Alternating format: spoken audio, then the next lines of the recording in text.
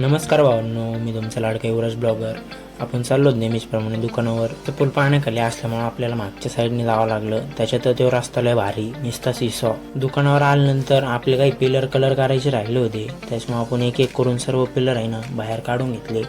तर आज रोलरनेच कलर द्यावा लागला, कारण की हाताची आगाग होत होती, त्याच्यामुळे आपण आज रोलरनेच देत होतो. राजाकच्या आज सुट्टी होती, त्याच्यामुळे ते फुल कडकमध्ये होता. आज 6 वाजेपर्यंत आपले अर्धे पिलर साहेब कलर करून झाले. त्यानंतर ते पिलर आतमध्ये घेऊन ठेवल्यानंतर कामावरून सुट्टी झाली. फ्रेश वगैरे झाल्यानंतर मी आलो मंडळात आल्यानंतर पोरं म्हणले आज रात्री आपल्याला मोठं देवीला जायचं. एक गाडी कमी पडत होती, गाडी आणायला चाललो होतो गणू म्हटलं जा आपलीच गाडी घेऊन जा म्हणला.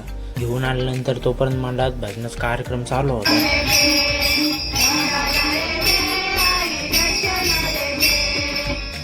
भजनाचा कार्यक्रम झाल्यानंतर आम्ही सगळेजण निघालो मोठं देवीला जायला. पुढं नाही गेलो का विशाल शेट आणि डॉन एकामेकाची एंगल घ्यायची सुरू झाली. गाडीत पेट्रोल कमी वाटत होतं तर गाडीत पेट्रोल टाकून घेतलं. त्याच्यानंतर आलो आम्ही मोठ्या देवीला.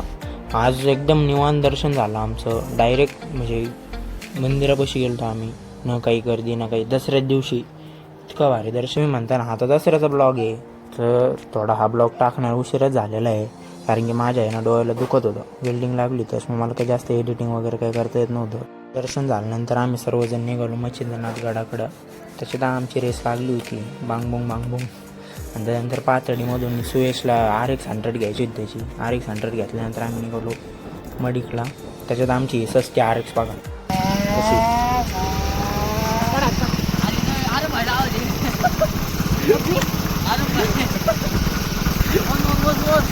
आम्ही सर्वजण पोचलो मडीला. काकड आरती चालू होती, बरोबर टायमावर पोचलो आम्ही सर्वजण.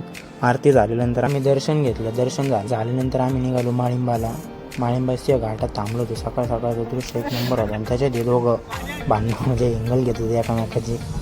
काय जसे निघाले तसे एकामेकाची हिंगल घ्यायला सुरू झाली. त्यानंतर आम्ही पोचलो माळिंबाचं दर्शन झाल्यानंतर जसं घरी येतो तसं रस्त्यात येताना ॲक्सिडेंट. क्रेटा आणि स्विफ्ट तर पूर्ण चुरा झाला. चुरा आपली क्रेटा तरी जरा टिकली होती, स्विफ्ट पूर्ण डोस झाली.